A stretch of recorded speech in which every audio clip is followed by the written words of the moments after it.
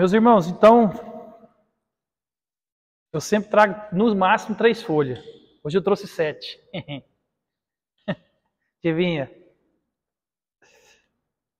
Mas hoje nós vamos para 3 perguntas de uma vez. Por isso que é 7, né? E senão o pessoal fica doido. Então, meus irmãos, nós já vimos até a pergunta 32.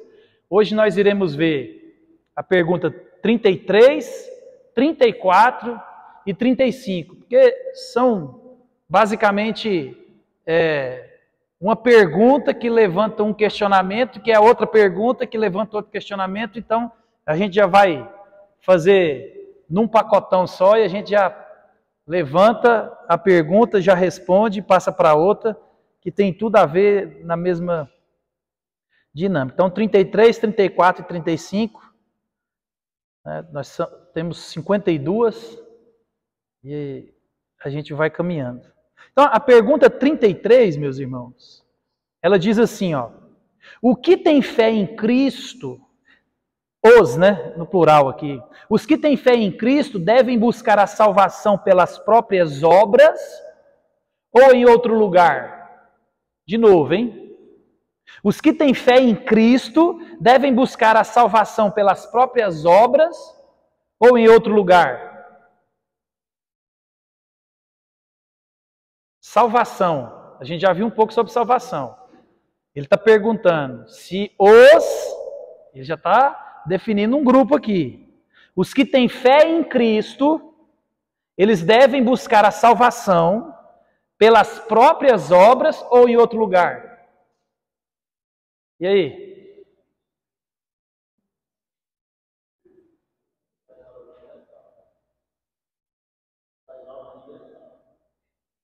E eles devem procurar em outro lugar?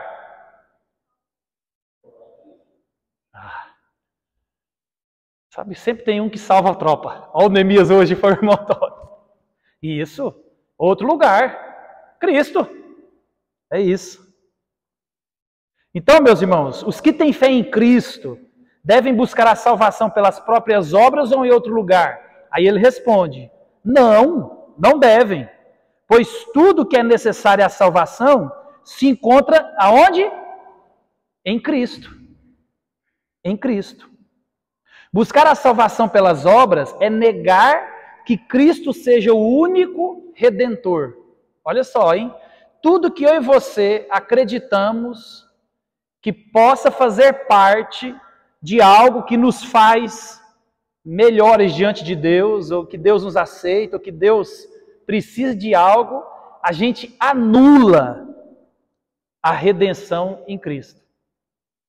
Aí ele traz Gálatas 2,16, que ele diz assim, ó: sabendo, contudo, que o homem não é justificado por obras da lei, e sim, mediante a fé em Cristo Jesus, também temos crido em Jesus Cristo, para que fôssemos justificados pela fé em Cristo e não por obras da lei, pois por obras da lei ninguém será justificado. E é interessante que a pergunta aqui, meus irmãos, é para um grupo específico, né? Os que têm fé em Cristo. E é interessante que nós podemos observar na prática que muitos na igreja não conhecem ainda ou têm esse entendimento de Deus suficiente para uma vida de paz. Vamos olhar só para a nossa casa, né, os crentes, do modo geral. As pessoas vivem, de fato, em paz, na salvação em Cristo Jesus? Eles deitam e dormem sabendo: Cristo Jesus é minha salvação e minha paz. Eu estava lendo antes o Salmo 13. O Salmo 13 ele vai trazer essa ideia. O salmista vai: Senhor, o pessoal está me perseguindo. Senhor, eu não estou aguentando mais. O negócio está difícil, Senhor. E Deus não responde, mas ele fala assim: mas eu sei que o Senhor é meu Redentor. Eu sei que no final tudo vai dar certo. Independente do percurso, né? Por quê, meus irmãos? Cristo não nos garante uma caminhada tranquila, nos garante uma chegada certa. A chegada é certa, a caminhada nem sempre ela é tranquila. Então, quando Pedro, meus irmãos, ele escreve à igreja, ele alerta o povo que cresça no conhecimento e na graça do Senhor. Por quê? Para que eles não sejam levados por erros de muitas pessoas que suplantam erros dentro da própria igreja. Lembra, nunca esqueça disso, a heresia não está do lado de fora da igreja. O falso profeta não está do lado de fora da igreja. O falso crente não está do lado de fora da igreja. Está tudo aqui dentro. Tudo aqui dentro. É aqui que saem as heresias, é aqui que saem as maiores aberrações e absurdos teológicos. É dentro da igreja, meus irmãos. Por isso que o apóstolo Pedro, escrevendo para a igreja, vai dizer, ó, vocês têm que crescer no conhecimento de Deus. Eu sou a verdade. Quem liberta? A verdade. Ah, pastor, mas eu conheço de filosofia. Ó, é bom? Mas ó. Ah, eu conheço de não sei o quê, conheço de não sei o quê. O conhecimento que liberta, o conhecimento que traz vida, o conhecimento que traz a verdadeira paz, é só o conhecimento de Cristo. E aonde a gente encontra o conhecimento de Cristo? Nas Escrituras. Tim Keller é um dos que comenta esse catecismo. Ele vai dizer para nós, né, com relação a essa dúvida ainda que o crente tem sobre a salvação, e às vezes eu tenho que fazer alguma coisa sobre a minha salvação. Então, o Keller, a respeito dessa dinâmica de salvação e obras, ele vai dizer assim, ó, que há um problema em nós misturarmos a fé e obras. Ele diz assim, ó, sim, preciso ter fé no que Jesus fez por mim, mas preciso também acrescentar isto ou aquilo, ou não serei salvo. Então, estará declarando que o que Jesus fez não o salvou, e sim o que você acrescentou. Isso faria de você seu próprio Salvador. Ele está trazendo à memória essa dúvida que acontece na igreja. As pessoas sabem, elas entendem que somente Cristo salva, mas na prática elas estão o tempo inteiro fazendo alguma coisa. Aí se eu não orar, Deus me pune. Nossa, se eu não ler a Bíblia, Deus me pune. Se eu não vir o culto, Deus me pune. Se eu não der o dízimo, o Senhor manda o devorador.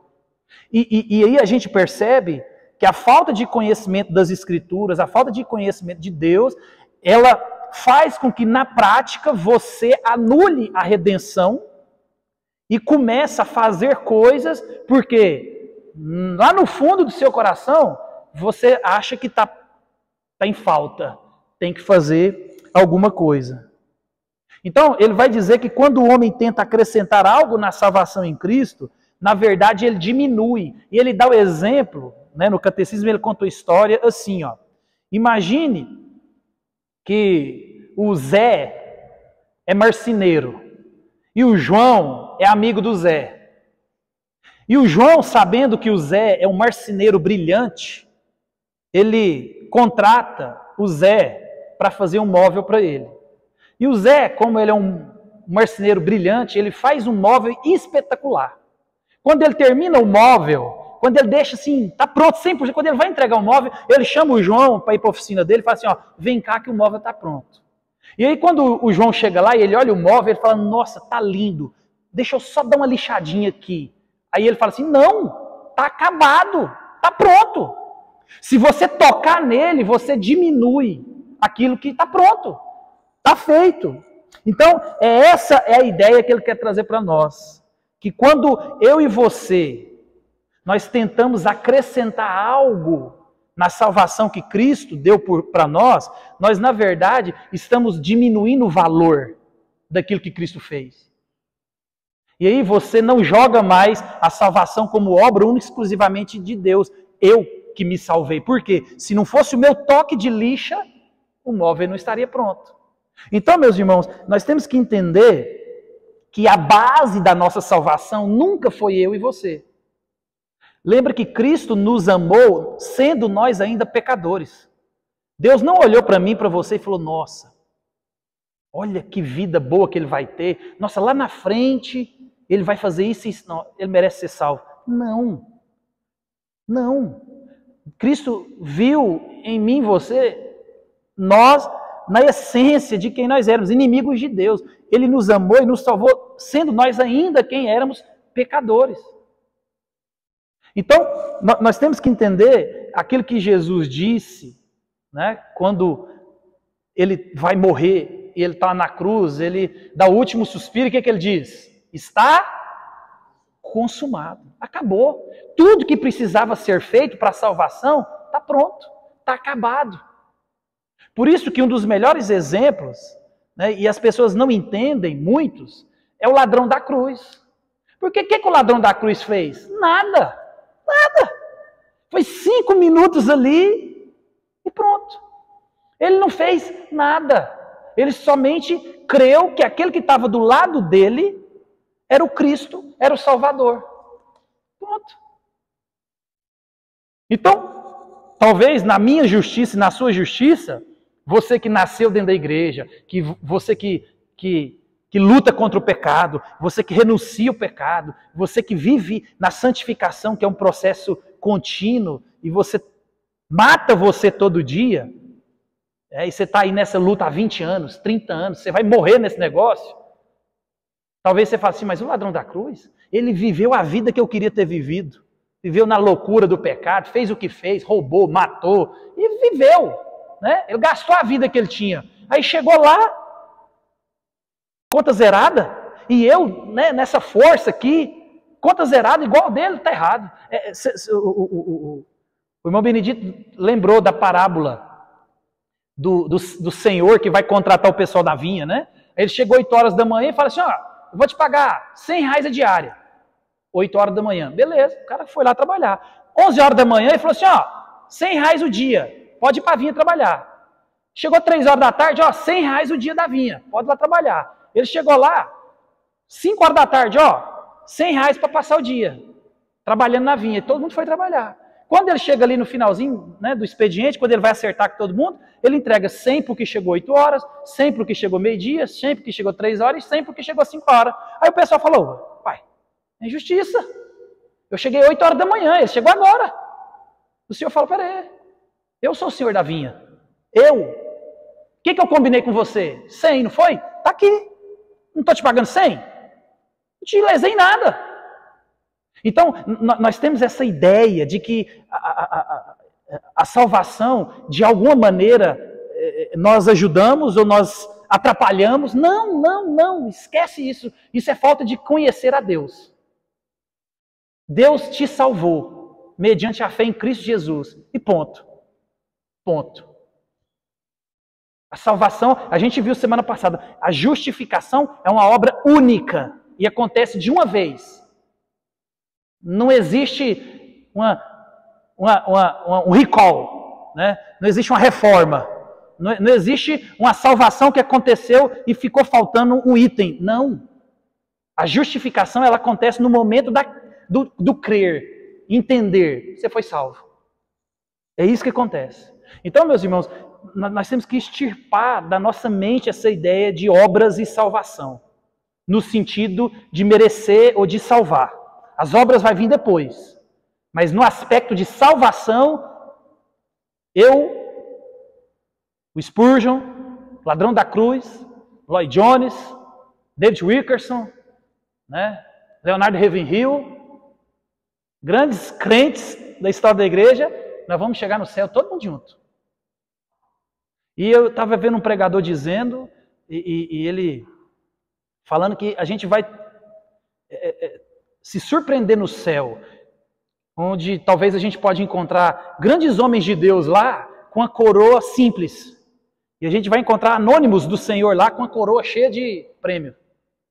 Por quê? Porque a nossa métrica, ou a nossa régua de medir o galardão, o prêmio, ela é diferente da de Deus. Deus conhece o meu coração e o seu. Né?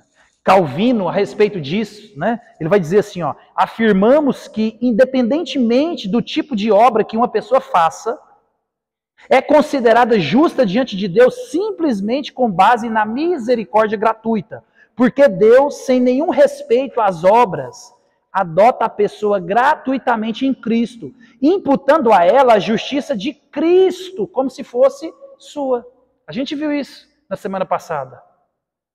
Eu sou santo porque a santidade de Cristo foi imputada a mim. Eu sou justo porque a justiça de Cristo foi imputada a mim. Não porque eu tinha 15% e o Senhor entrou com 85%. Não, 100% da minha salvação é obra única e exclusiva de Cristo. Então, quando alguém perguntar, não, mas igual tem na internet, você pode ir lá olhar, o R.R. Soares falando assim, ó, se você não der o dízimo, você vai para o inferno. Não, não. Crente que não dá o dízimo e for convertido, lavado e remido pelo sangue de Jesus, né, ele vai para o céu. A gente pode dizer que ele não é um crente de boa qualidade, né? Mas eu linkar a salvação à obra do dízimo, está errado. Nada faz com que eu perca ou ganhe a salvação. Ela é obra exclusiva, do começo ao fim, de Cristo. E aí a gente pula para a pergunta número 34. Que aí ele completa, ele vai dizer assim, ó, então já que nós somos justificados somente pela graça, né, então agora a gente entendeu, a justificação, a salvação, que a justificação é a declaração judicial, você é justo, você não tem dívida, por quê? A obra de Cristo foi imputada a nós. Aí ele pergunta, né, na 34, então já que nós somos justificados somente pela graça, por intermédio somente de Cristo. Então, já ficou claro aqui na pergunta. Então, é só pela graça mesmo, o Salvador é só Cristo. Aí ele vem. Temos ainda de fazer boas obras e obedecer a palavra de Deus? Aí ele vai perguntar. Porque aí eu acho que a gente vai tentar redirecionar um pouco o pensamento do crente com relação à lei, à Bíblia, o porquê de fazer algumas coisas. Né? Aí ele vai responder, sim, porque Cristo, ao nos justificar pelo seu sangue, também nos renova por seu Espírito, de modo que nossa vida mostre amor e gratidão a Deus, para que sejamos assegurados de nossa fé pelos frutos, e assim, pelo nosso comportamento piedoso, outros sejam ganhos para Cristo. Então observe que na resposta, ele não linka as obras ou a minha vida piedosa à salvação. Ele linka aqui a glória de Deus, ele linka aqui a gratidão, ele linka aqui ao amor, a gente vai ver isso. E aí ele nos remete ao texto de 1 Pedro 2, 9 e 12, que todo mundo conhece, que é vós, porém, sois raça eleita, sacerdócio real, nação santa, povo de propriedade exclusiva de Deus. Aí ele vai começar. Vocês são isso. A fim, ou seja, para quê? Para proclamardes as virtudes daqueles que vos chamou das trevas para a sua maravilhosa luz. Aí no verso 10. Vós sim que antes erais povo, mas agora sois povo de Deus. Que não tinhais alcançado misericórdia, mas agora alcançaste misericórdia. Amados, exorto-vos como peregrinos e forasteiros que sois, a vos absterdes das paixões carnais que fazem guerra contra a alma, mantendo, olha aqui, ó, mantendo exemplar o vosso procedimento no meio dos gentios, no meio dos de fora da igreja, para que naquilo que vos falam contra vós outros, né, como malfeitores, observando-vos em vossas boas obras, a sua vida, glorifiquem quem? A Deus.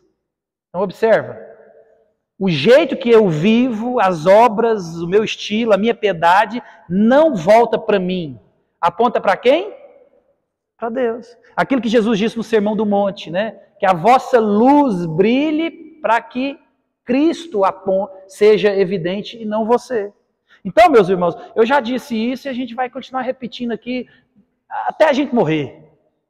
Teologia ruim produz o quê? Vida ruim, cheia de medo, cheia de insegurança, ansiedade.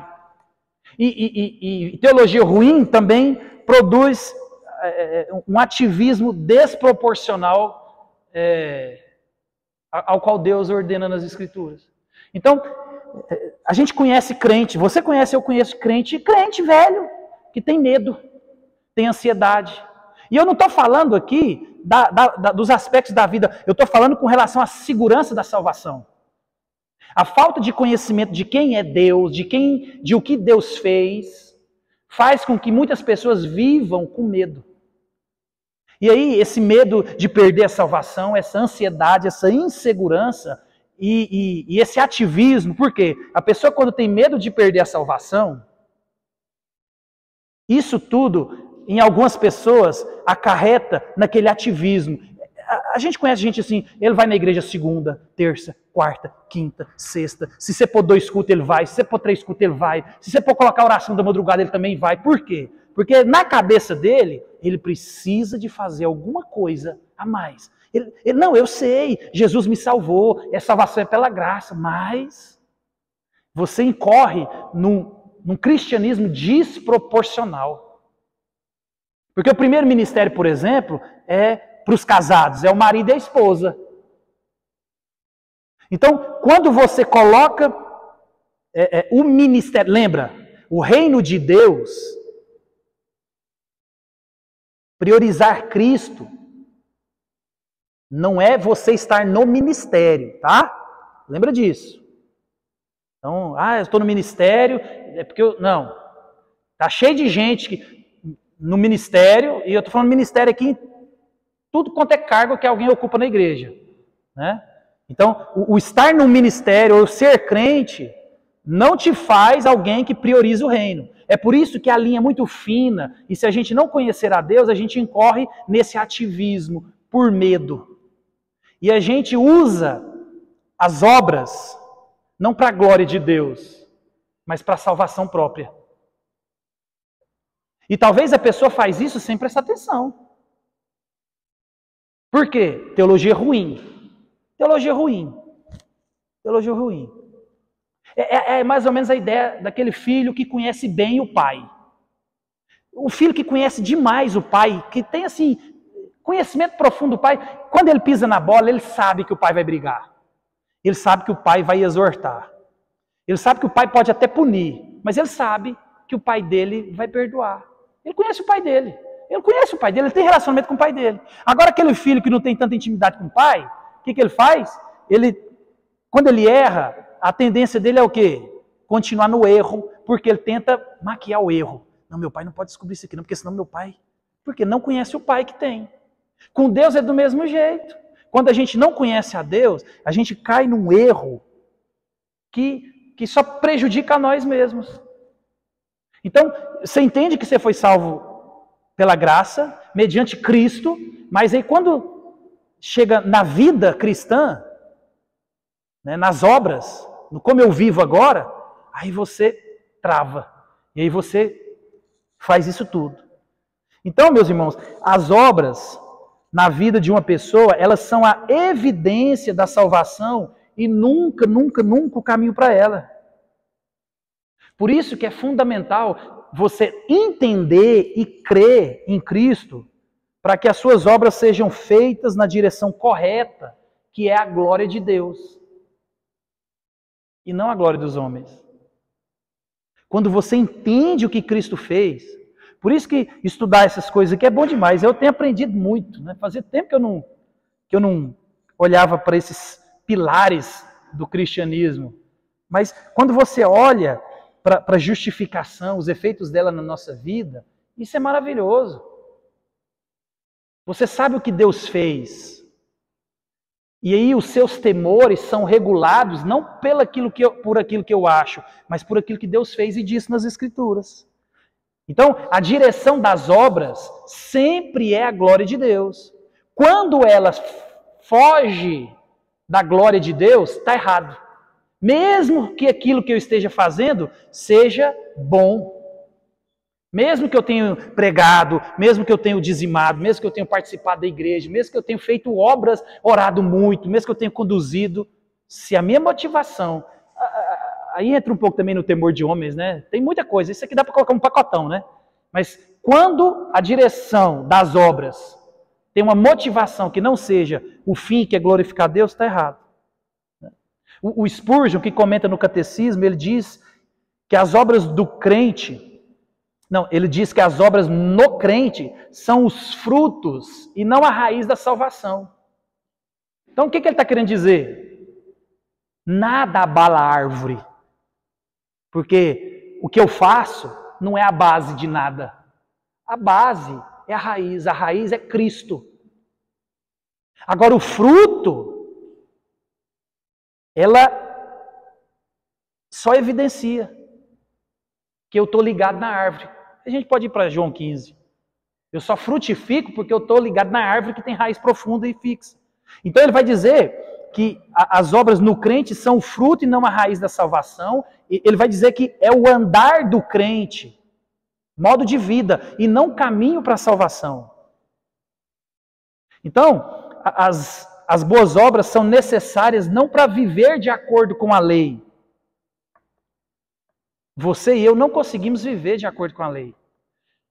As nossas obras, né, elas são necessárias porque eu e você vivemos de acordo com o Evangelho. E aí você fala, mas tem diferença? Tem. Por quê? Porque quando eu e você vivemos de acordo com o Evangelho, eu e você entendemos o que o Evangelho fez por mim e por você. Porque a lei disse, faça isso e não faça aquilo. E eu não consigo andar por ela. Mas o Evangelho vai dizer, alguém fez isso que você não conseguia fazer. E por causa dele, do Espírito dele, você agora pode andar assim e assado. Então, nós vivemos de acordo com o Evangelho. Por quê? Não como as causas pelas quais a vida nos é dada, mas como os efeitos que testemunham a vida que nos foi dada. Aquilo que eu faço não é a causa da salvação. Porque senão eu sempre vou incorrer no medo, na dúvida, na ansiedade. E aí eu sempre preciso de fazer algo. Então, ela é o fruto. Ela é a evidência, não a base. Pode ver.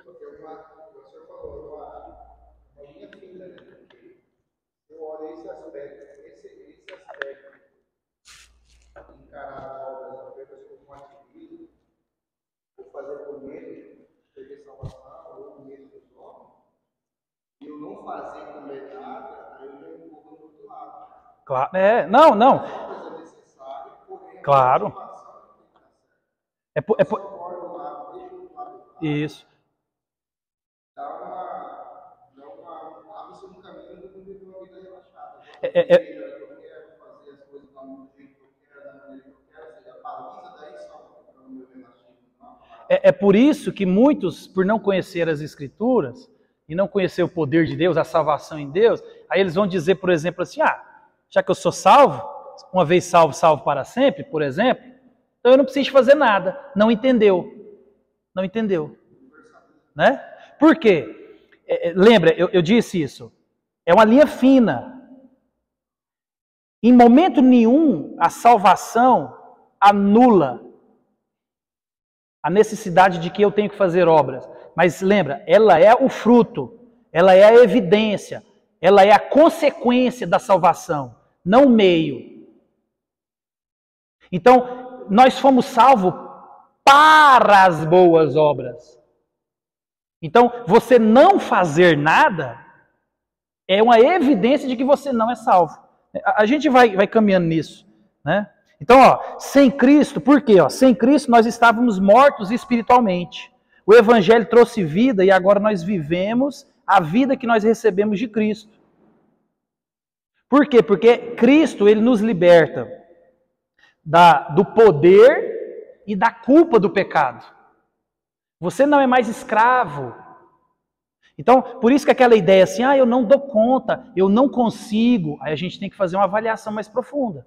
Porque se o Evangelho diz, e ele diz, que você foi liberto em Cristo da culpa do pecado e do poder do pecado, você não é mais escravo do pecado. Você agora é escravo de Cristo.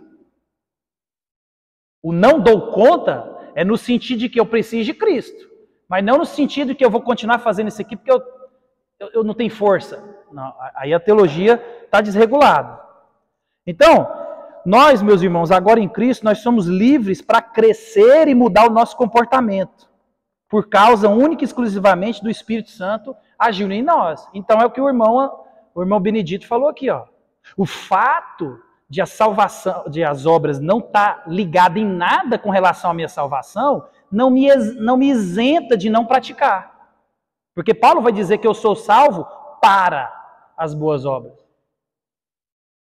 Isso é tão interessante que eu vi um autor, ele vai dizer que aqueles que não são convertidos e aqueles que não são salvos, tudo que eles fazem ofendem a Deus. Tudo. Até as obras de misericórdia. Por quê? Motivação errada. Então você pode pegar aquela pessoa mais amorosa, a Madre Teresa de Calcutá. Fazer coisas assim que a gente não, né? Pessoa que faz um assistencialismo bacana. Se não for para a glória de Cristo, ofende a Deus.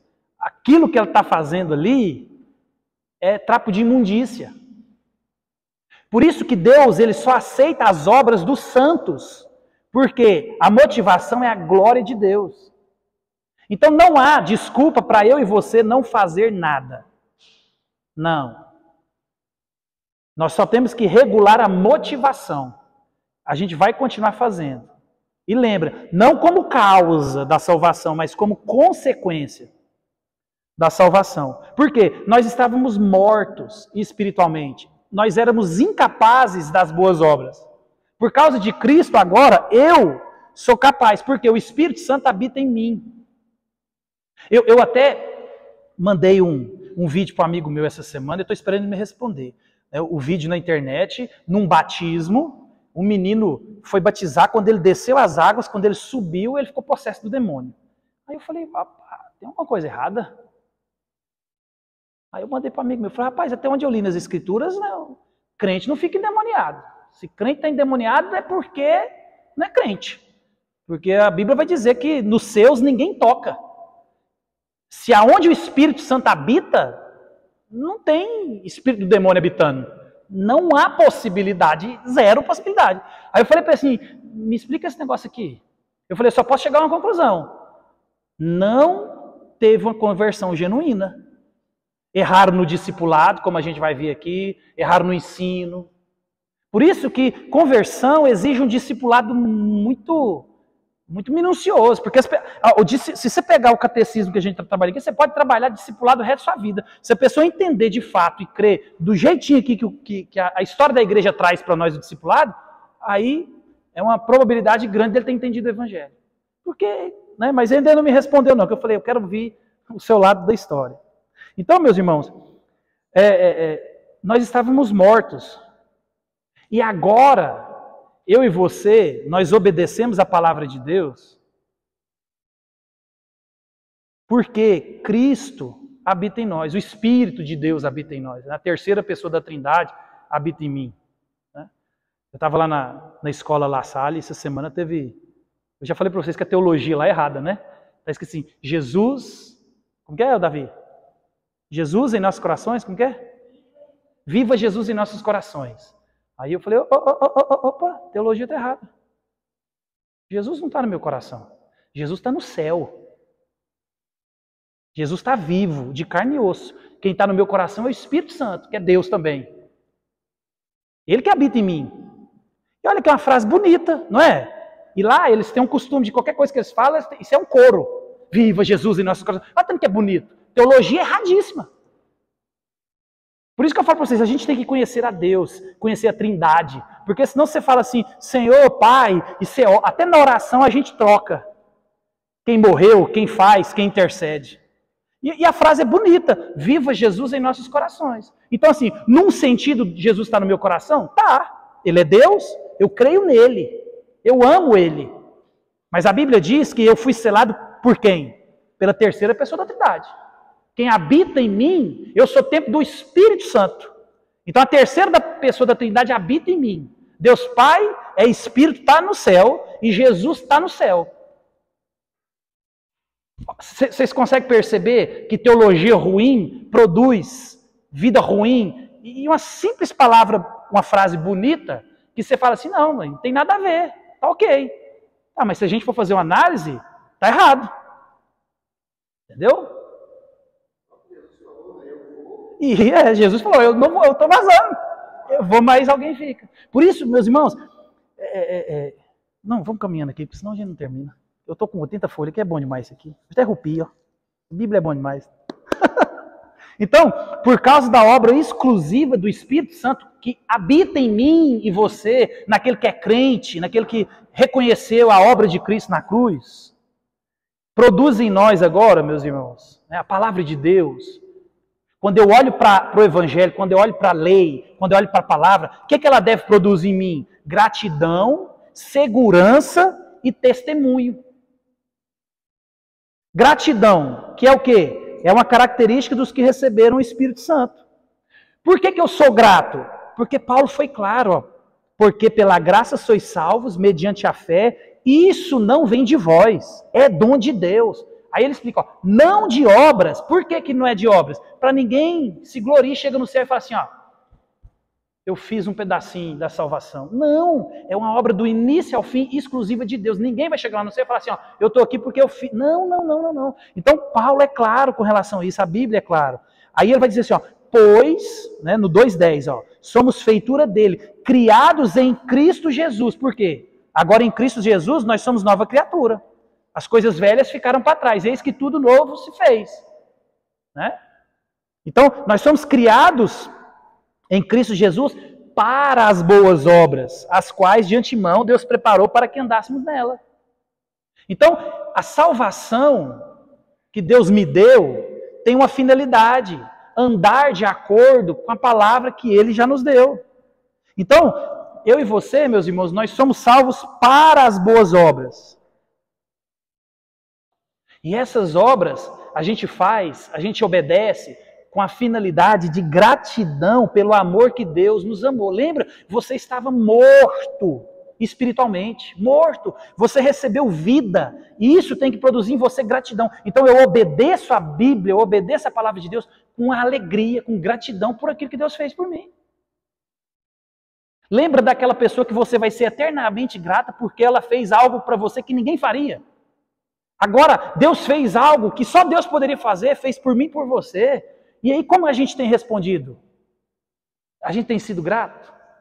Então, a salvação, meus irmãos, a gente responde na obediência pela gratidão.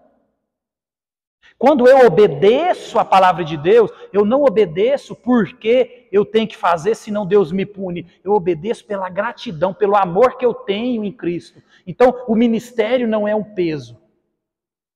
Pregar não é um peso, dar bom testemunho não é um peso, é uma alegria, gratidão, porque eu só vivo assim porque Cristo fez algo por mim. Então, outro efeito que a salvação produz em nós, que o Espírito Santo produz em nós, que as obras produzem em nós, segurança.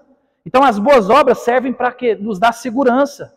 E é interessante que quando a gente olha lá em 1 Tessalonicenses 1:3, Paulo ele aponta as características dos que foram salvos. Porque a vida daquelas pessoas eram evidentes que eles receberam o Espírito Santo. Não, vou pular isso aqui, senão a gente fala lá na hora. Senão eu vou empolgando aqui, eu trago coisa que está no final da folha para cá. Olha o que Paulo vai dizer, ó. Recordando-nos diante do nosso Pai, nosso Deus e Pai, da operosidade. Olha só, isso aqui, tem outras traduções que ficam melhor para você entender. Mas aqui a gente vai devagarzinho, ó. Recordando-nos diante do nosso Deus e Pai, da operosidade da vossa fé. A fé dos Tessalonicenses era visível. A fé deles era visível, a operosidade da fé. A gente vê, percebe que vocês têm fé. Da abnegação do vosso amor. Então, eles faziam por amor e era visível a todos. E da firmeza da vossa esperança em nosso Senhor. Ou seja, eles tinham convicção. E era fato, era visível. Então aqui, meus irmãos, estão as características fundamentais da vida cristã, demonstrada na igreja de Tessalônica, que é o quê? Fé, amor e esperança. É visível. O 4 é a causa. Então, meus irmãos, por isso que quando a gente estava estudando lá atrás sobre os fundamentos da igreja, a necessidade da igreja, a igreja tem condição de ver quem é salvo e quem não é. Por isso que a comunhão dos santos ela é necessária, ela é contínua e ela é obrigatória. Porque só aqui, ó, na comunhão, a gente exorta, é exortado, ama, é amado, consola, é consolado. E recebe alimento e cresce. É só aqui, ó. Por isso que na disciplina, quando Jesus vai ensinar, ele vai dizer assim, ó, vai você ter com o seu irmão, vai você mais um testemunho. Ah, não resolveu? Vai com o conselho da igreja. Não resolveu? Chama a igreja inteira e diz que ele é pecador, publicano, e manda ele para fora da igreja. Por quê? Porque a igreja tem essa autoridade. Porque a igreja testemunha, testifica de que a vida da pessoa X não condiz com a fé que ela professa. E aí nós temos que tirar do nosso meio. Isso é sério. Né? Então, olha como que é interessante. Quando, o Hernandes que escreveu isso aqui, ele vai dizer assim, ó, quanto ao passado, estavam firmados na verdade, pois tinham colocado sua fé em Deus, os Tessalonicenses. Quanto ao presente, estavam envolvidos no amor de Deus e ao próximo. E quanto ao futuro, estavam sendo alimentados pela expectativa da segunda vinda de Cristo.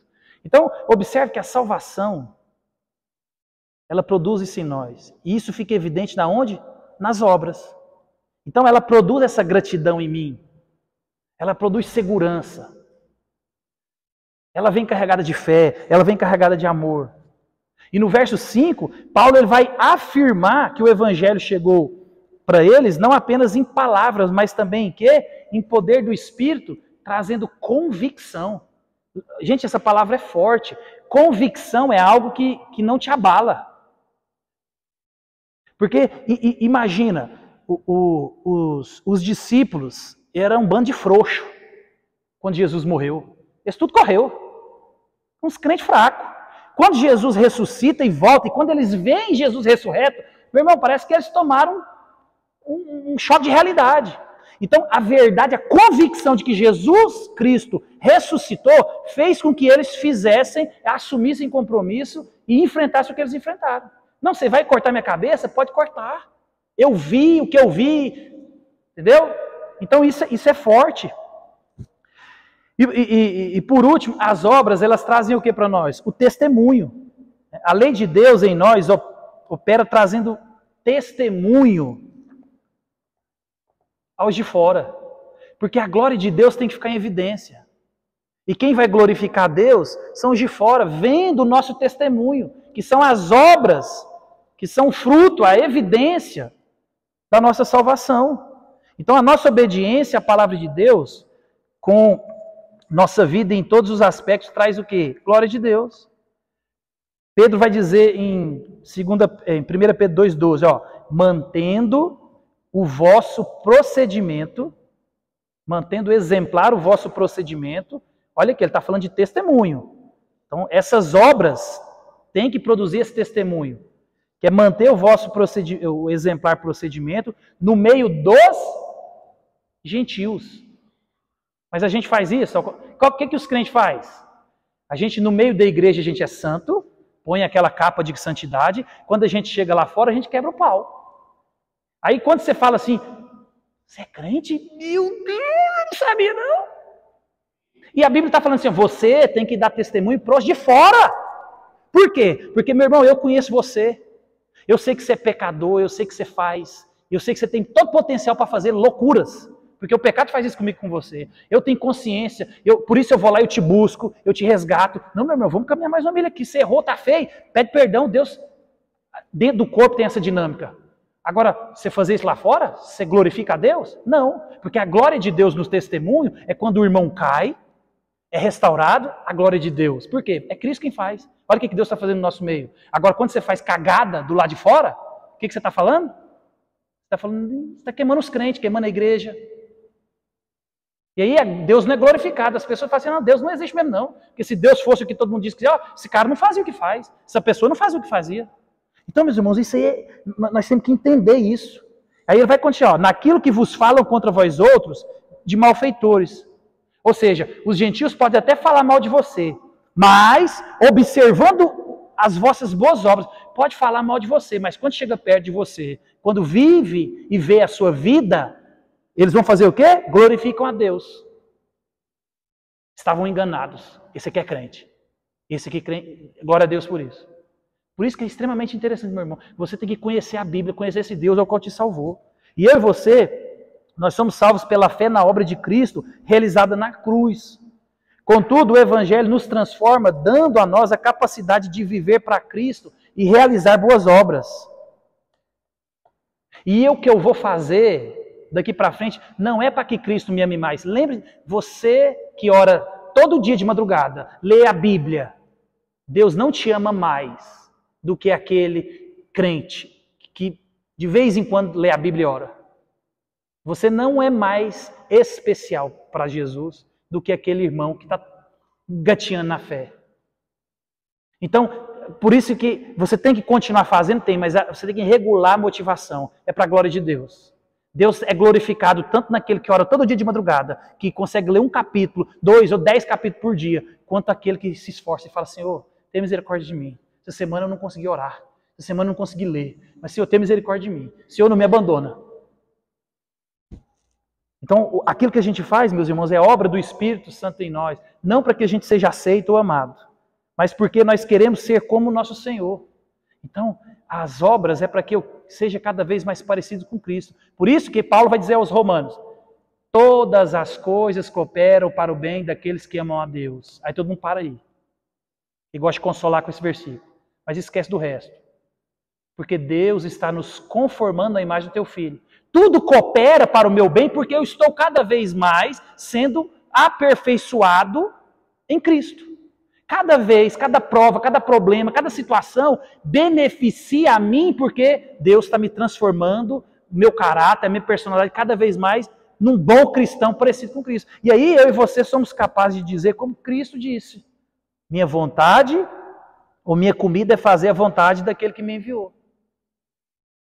Então, as obras na minha vida e na sua, ela tem dessas finalidades. Glória de Cristo, testemunho, segurança, convicção. Esquece que aquilo que você faz vai fazer você ser mais aceito. Não existe essa dinâmica. E a gente encerra na última pergunta, vou fechar nos meus 10 minutinhos que eu tenho ali. Ó. Aí ele vai dizer na 35, então a fé dele está ficando boa. Né, do cara da pergunta, ele vai dizer assim, ó, então já que nós somos redimidos somente pela graça, então ele entendeu, e somente pela fé, então a salvação é obra única e exclusiva de Deus, por meio da fé, que é o instrumento que nos leva até Cristo. Aí ele vai perguntar, de onde vem essa fé? De onde vem a fé?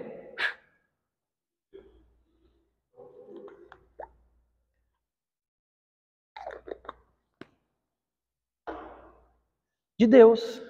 Todos os dons que recebemos de Cristo, nós o recebemos por meio do Espírito Santo. Inclusive a fé. Eu já falei isso e a gente repete. Por isso que não existe fé. O que é fé? Fé é aquela força positiva, fé na fé, cruza os dedos, pensa que vai dar certo. Não, isso não é fé não. Isso aí é misticismo, isso aí está cheio nas igrejas, macumba gospel. Está cheio de crente macumbeiro. Não, vai dar certo. Pensamento positivo, não. Fé tem nome, Cristo Jesus. A fé é um testemunho vivo, Cristo Jesus. Ele que salvou. Não foi minha fé. A fé só me levou até Cristo. Quando eu me agarrei a Cristo, entendeu? Então, essa fé é Deus quem dá. É Deus, isso é bom demais. Olha o que Tito vai dizer, ó, Tito 3, 4 e 6. Ó.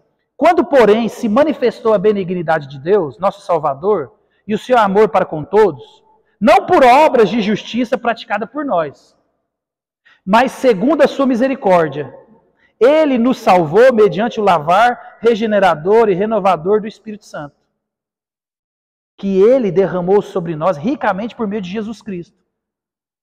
O que Cristo fez por mim, por você, meus irmãos, é pela misericórdia. Eu estava falando isso com o Juliano hoje. Se eu chegar no Juliano e falar assim, ô Juliano, eu vou dar um exemplo que eu dei para o Juliano. Ô Juliano, eu queria que você me emprestasse um dinheiro. Eu estou aqui doente. Minha mulher está precisando e o trem está arrochado, precisa comprar um remédio. E ele vai tirar a mão da carteira. É bom? É. Mas qualquer um faz isso. Qualquer um faz isso. Agora eu falar para ele assim, ô Juliano, faz tempo que eu não tiro umas férias. Eu vi que você tem uma caminhonete aí, rapaz, eu queria dar uma pescada, mas lá eu preciso ir numa caminhonete. Ou uma semaninha, você podia deixar eu com essa caminhonete para beira do rio, porque lá, ô meu irmão, na hora, tá aqui, ó. Aí, meu irmão, aí a gente vai ver. Porque misericórdia é agir com quem não merece, com benevolência. Foi isso que Deus fez por mim e por você. Por isso que os misericordiosos verão a Deus. Porque quando Deus olhou para mim, eu não merecia nada. E Ele falou, não, meu filho, estamos aqui, a vida, vou te dar. Então, eu ligar na sua casa 3 horas da manhã para você me levar no médico, o SAMU faz isso. Faz ou não faz? O SAMU, na verdade, é para isso, eu nem sabia. O SAMU é para atender residência e o bombeiro é para atender acidente. Aí às vezes o cara fala, não, mas eu levantei 5 horas da manhã e fui lá na sua casa. Eu sou bom. Não, meu irmão, o SAMU faz. Na verdade, é até bom você ligar para o SAMU, né, que ele te socorre melhor, com toda a segurança que todo o equipamento. Mas agir com misericórdia é quando aquele cara desgarrado que gastou todas as suas economias na cachaça, e aí ele está precisando de um dinheiro para levar comida para casa, e ele não merece, ele tinha que passar fome. Você fala, não, meu filho, vou agir com misericórdia. Você não merece, não, mas aqui, ó. Vou te levar uma cesta básica esse mês, nem você, nem seus filhos, nem sua casa vai ficar com fome. Foi isso que Deus fez por mim e por você. Isso é a fé que Deus gera no meu coração e no seu. Deus é quem faz isso, você consegue entender? Por nós mesmos, o que a gente fazia? Pisava na garganta. Porque a gente só faz, né, quando a gente julga que aquele merece. Não, você merece.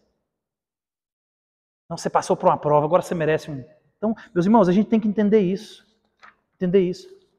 O Francis Schaeffer, ele comentando nesse catecismo aí, ele vai nos levar a admitir que o cristianismo é a religião mais fácil do mundo.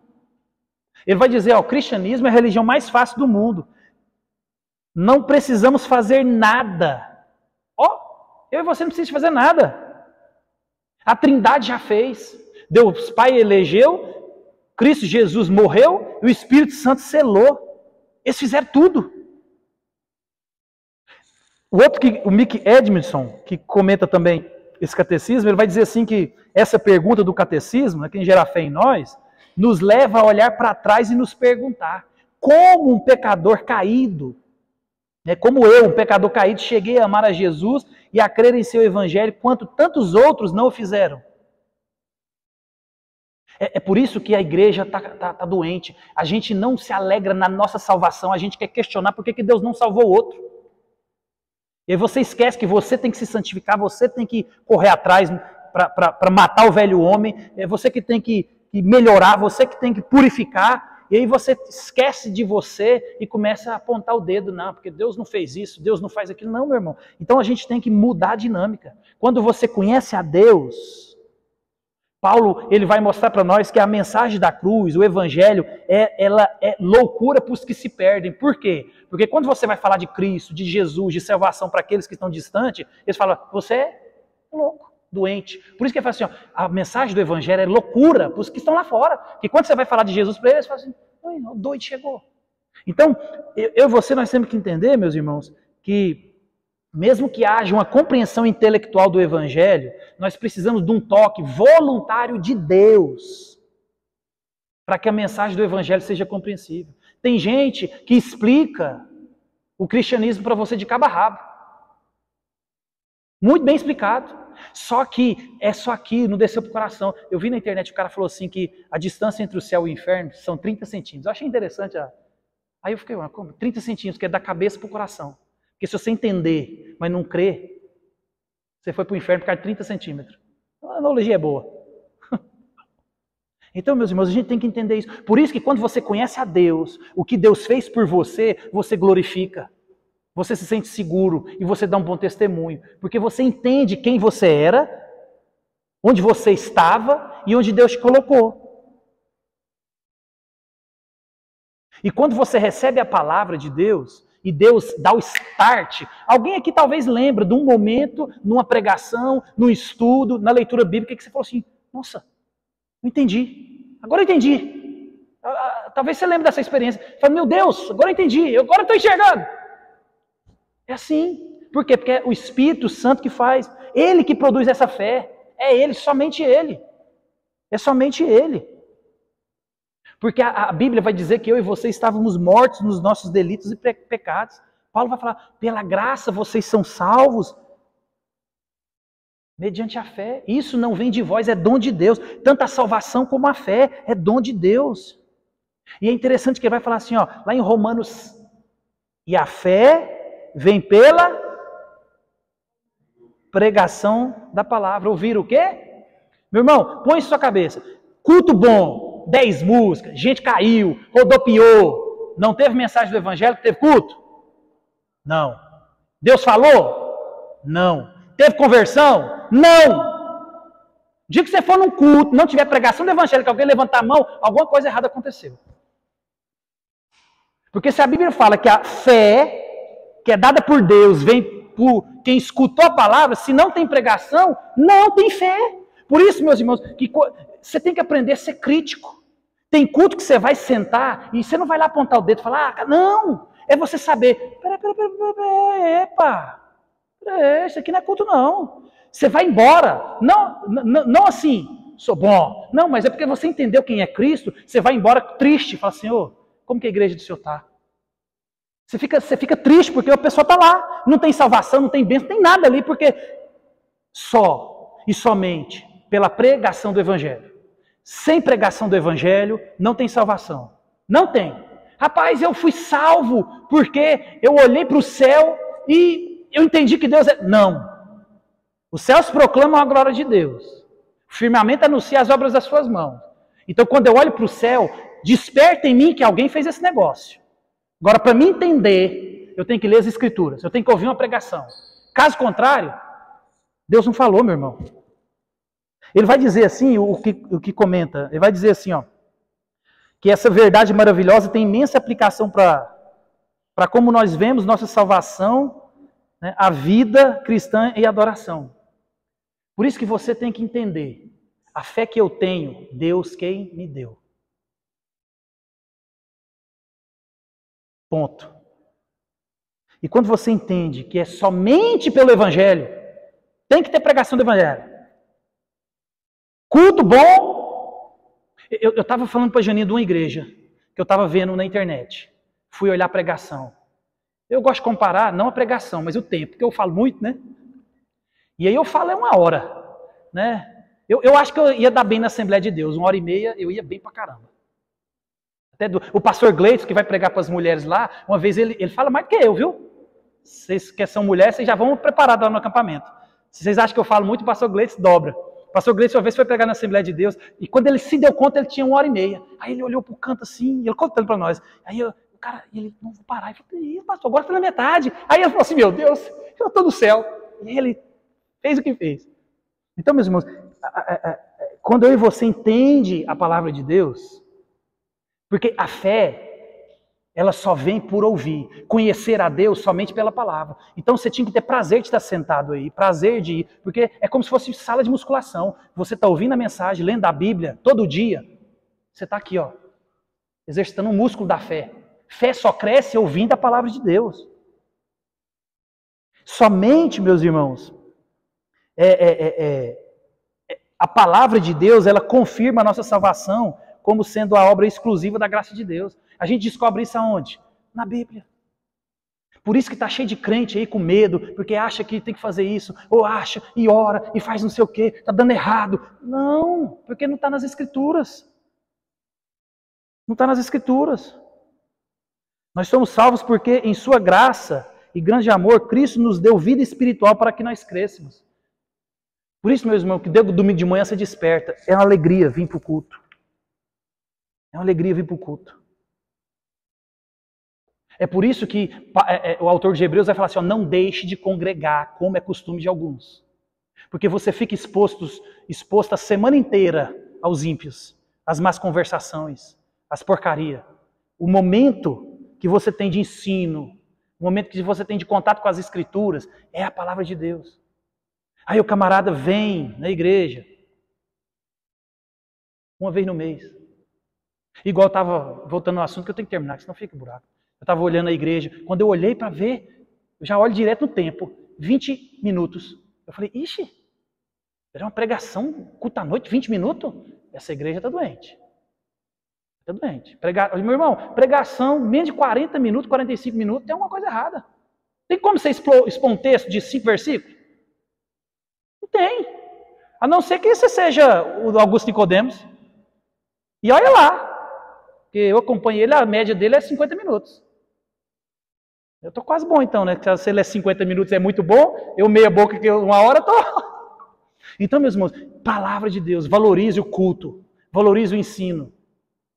Isso aqui que nós estudamos aqui, você tem que estudar o resto da vida. Eu estou estudando esse negócio aqui, eu falo, rapaz, olha que beleza, parece que eu nunca tinha visto isso. E é a coisa que eu mais estudei no seminário. Você tem que apaixonar pelas Escrituras, você tem que apaixonar pelo culto. O culto, meus irmãos, foi o meio que Deus colocou para você ouvir a palavra de Deus. O culto é onde Deus fala com o povo. É onde a mensagem da redenção, da salvação, a explicação, ela chega até o povo. E a gente é negligente. A gente é negligente. Eu não sei onde é que eu estava, não sei se foi aqui, não lembro. Eu falei assim, ó, faz um exercício nos últimos 6 meses. Lembra de todos os churrascos que você foi, todas as confraternizações que você foi, todas as festas que você foi. E vê se você consegue mensurar isso em horas. E coloca todas as vezes que você veio para a igreja. E coloca um do lado do outro. Faz isso com dinheiro, faz isso com seu tempo, faz isso com tudo. Então, meus irmãos, as minhas obras não é para que Deus me ame mais. Ela evidencia o amor que eu tenho porque Deus me salvou. Eu era esse cara pecador, morto espiritualmente. Quando Cristo me salvou, eu entendi o que Ele fez por mim, de onde Ele me tirou. E agora, o que eu faço é para a glória dEle, por amor a Ele, e porque Ele que ainda efetua em mim tanto querer quanto realizar. Então, que fique claro para nós. A salvação é uma obra única e exclusiva de Deus. Se alguém falar para você, mas que não, e pode gritar. Não, não e não. As obras, agora para o crente, é o deleite em Cristo que nos leva a gratidão, segurança e testemunho. Isso tudo nós vemos com fé dada por Deus. E a fé só pela palavra. Como é que a fé cresce? Vamos. Ah, pastor, ora por mim que eu estou com a fé fraca. O que você não está fazendo? Não está lendo a palavra. Ah, pastor, eu estou distante de Deus. Por quê? Vocês estão vendo? Pastor não tem bola de cristal, não. A gente sabe que o crente não ora, não é porque a gente mora na casa. É porque quando o cara chega, eu estou fraco da fé, estou precisando de fortalecer. Não é errado. A gente pode. Ô meu irmão, não estou bem. A igreja é para isso. Eu não estou aqui condenando a oração mútua, não é isso. Eu estou querendo colocar nessa questão do crente que, estou fraco na fé. Mas não ora? Não lê a Bíblia? Eu queria tanto conhecer a Deus, pastor. Mas meu filho está aqui, ó. De 4 em 4 horas. Meia hora, de 4 em 4 horas. Né? Só para de madrugada, que aí madrugada, se em vez de ler, você vai orar. É assim, meu irmão. Senão a gente não conhece a Deus. Está todo mundo. Porque assim, eu conheço o Neymar. Quem conhece o Neymar? Quem conhece o Neymar? Não, todo mundo conhecemos o Neymar. Não, nós conhecemos o Neymar ou não conhecemos? Se eu falar para você, quem que é o Neymar? Todo mundo que conhece o Neymar? Quem tem intimidade com o Neymar aqui? Está cheio de gente na igreja que fala assim, os crentes que conhecem Jesus, aí a igreja toda levanta. Agora os que têm intimidade com o Senhor, e acabou. Porque a gente confunde. Conhecer é ler.